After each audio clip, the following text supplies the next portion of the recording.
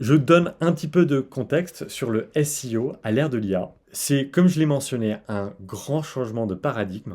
Et comme vous pouvez voir sur ce petit graphique-là, un aperçu de Google Analytics, et on peut voir que sur à peu près 6 mois, le trafic provenant de ChatGPT monte peu à peu. Ça veut dire que ChatGPT doit parler de mon service et doit donner le lien de mon service. Donc mon service, mon produit. Donc ça, c'est assez encourageant. Ce graphique-là, vous avez peut-être la même chose pour votre propre site. C'est-à-dire qu'il y a peut-être de plus en plus de gens qui vous découvrent grâce à des IA génératives comme ChatGPT, comme Gemini, comme Claude, on va en parler. Ça veut dire que notamment, beaucoup du trafic qui provenait auparavant de moteurs de recherche comme Google, va peu à peu baisser au profit d'IA générative.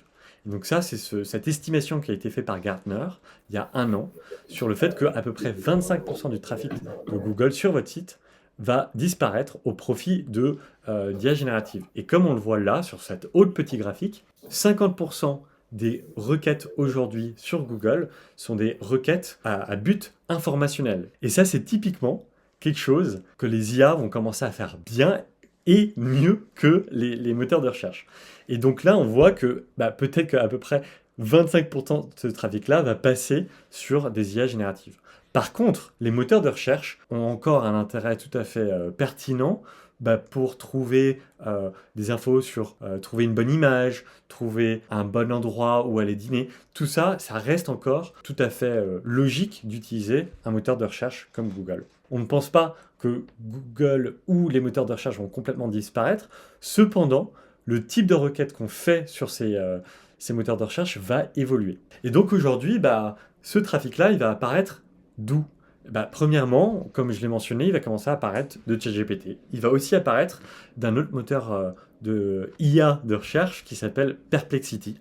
Perplexity.ai, que vous connaissez peut-être. Il va venir aussi de Claude et de Gemini, mais même aussi de Google. Pourquoi même de Google? C'est que Google, à partir de... ça fait quelques mois déjà qu'aux États-Unis, ils font des tests. Ça va arriver peu à peu en Europe.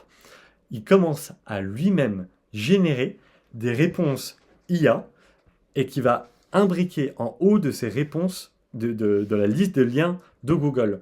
Un point important à prendre en compte, c'est que ce changement de paradigme, ce séisme qui arrive, il est déjà en marche. 62% des acheteurs utilisent aujourd'hui ChatGPT, Gemini ou autres pour leur décision d'achat. Et les liens cités par l'IA obtiennent un taux de clic en général plus élevé, donc 10% plus élevé. Pourquoi c'est le cas? Souvent parce que l'IA générative, quand elle nous fait une recommandation, on a tendance à plus lui faire confiance qu'à Google. Pourquoi? Puisque on a un rapport presque plus amical avec une IA générative qui s'adapte à nous, plus que Google qui va faire juste une liste bête et méchante de liens. Un point important de comprendre le trafic de ChatGPT, comment il va évoluer, c'est que le type de lien qui va être sur des requêtes à type commercial, sur le type de requête informationnelle, si ChatGPT fait un bon résumé, l'information, elle est déjà dans ChatGPT, on n'a pas besoin d'aller cliquer sur le lien sur l'article où on explique tout ça. Et donc là, on va voir un petit peu moins, a priori, de trafic venant de requêtes informationnelles et sur nos pages qui sont à but informationnel. Donc c'est la tension un petit peu qu'on voit en dessous. Le GEO, c'est le parallèle avec le SEO, et donc c'est tout ce qu'on va pouvoir faire pour optimiser notre positionnement, entre guillemets, dans les réponses de ChatGPT, Gemini, Copilot et toutes les autres IA génératives. Un point important à mentionner, si vous devez repartir avec quand même une idée importante, c'est que le GEO et le SEO, c'est des choses qu'on se dit, ils doivent avoir des techniques différentes, etc. Mais fondamentalement, c'est un peu la même chose. C'est-à-dire que quand on va avoir un site avec du super contenu, qui va être du super contenu d'autorité, qui va avoir des super sources, qui va être pertinent, qui va avoir des vidéos intéressantes, qui va avoir plein de choses, tout cet effort qu'on va faire dans le SEO, il va aussi être complètement repris pour être bien positionné sur ChatGPT, sur autres. Cet effort-là, il ne faut pas l'arrêter. C'est pas parce que on a de plus en plus de gens qui vont nous découvrir sur ChatGPT qu'il faut arrêter d'avoir un site ou des super articles. Au contraire, quelques actions à prendre maintenant. À gauche, c'est un petit peu une liste de recommandations qui sont classiques quand on fait du SEO. C'est-à-dire qu'on va optimiser, euh, enfin on va créer du contenu d'experts, on va le mettre à jour, on va utiliser des mots-clés, des keywords, on va bien structurer son contenu. Bon, tout ça, on pourrait faire un atelier entier, mais c'est pas là le propos, c'est que ces recommandations-là, elles sont assez classiques et faut continuer de les faire. Mais, et c'est là qui est intéressant pour le GEO, quand on va optimiser pour apparaître sur ChatGPT et autres IA génératives, finalement, la première recommandation, c'est de continuer à faire des articles et d'optimiser pour le EEAT. Je vais revenir sur cet acronyme dans un instant. De continuer de bien avoir des liens, des mots-clés, tout ça, il faut continuer de le faire. C'est vraiment première recommandation.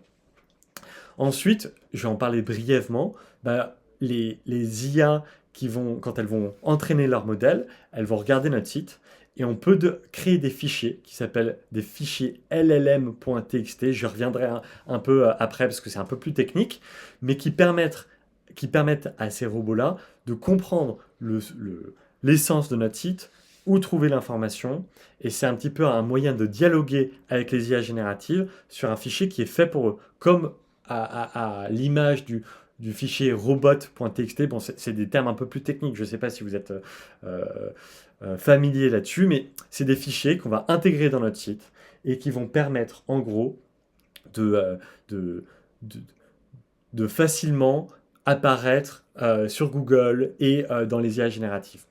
Je vois quelques questions, j'y reviendrai à la fin dans une slide. J'y reviens dans 2 minutes.